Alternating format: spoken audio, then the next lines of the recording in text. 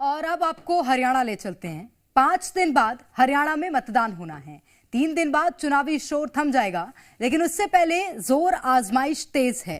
BJP और कांग्रेस के बड़े बड़े सियासी सूरमा प्रचार मैदान में हैं। मंच से सियासी संदेश देने की कोशिश जारी है। आखिरी रण में हरियाणा का चुनावी पारा कितना गर्म है, इस रिपोर्ट में देखिए।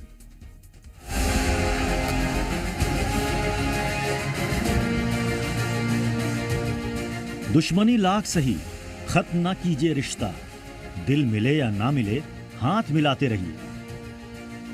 क्योंकि हाथ को 36 बिरादरियों का साथ मिलेगा, तभी 10 साल बाद जाटलैंड में कांग्रेस की सत्ता में वापसी का रास्ता साफ हो पाएगा। अंबाला में राहुल गांधी ने भूपेंद्र हुड्डा और कुमारी शैलजा के हाथ मिलाकर यही संदेश देने की कोशिश की। मंच से संबोधन के बाद कांग्रेस के कद्दावर नेताओं ने हाथ थामकर शक्ति प्रदर्शन किया। राहुल की बाईं तरफ कुमारी शैलजा मौजूद थी, तो दाईं तरफ भूपेंद्र हुड्डा।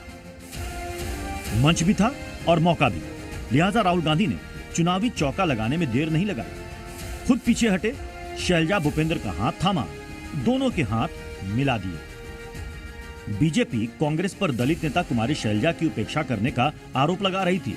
पूरे चुनावी समर में हुड्डा और कुमारी शैलजा की अदावत की जो अटकलें सामने आ रही थी, 5 सेकंड के इस वीडियो के जरिए राहुल गांधी ने इन अटकलों पर ब्रेक लगाने की कोशिश की।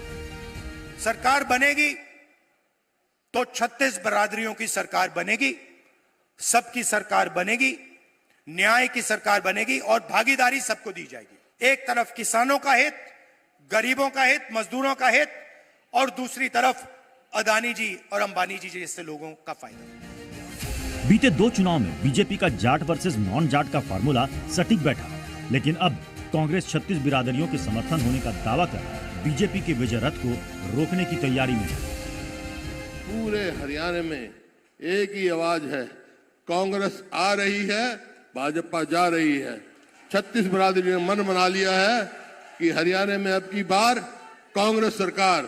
भाजपा के दिन लद गए हैं। केंद्र में तो आपने मोदी जी को कॉर्नर किया हुआ है। हरियाणा में भाजपा ना नीति है ना नेता है।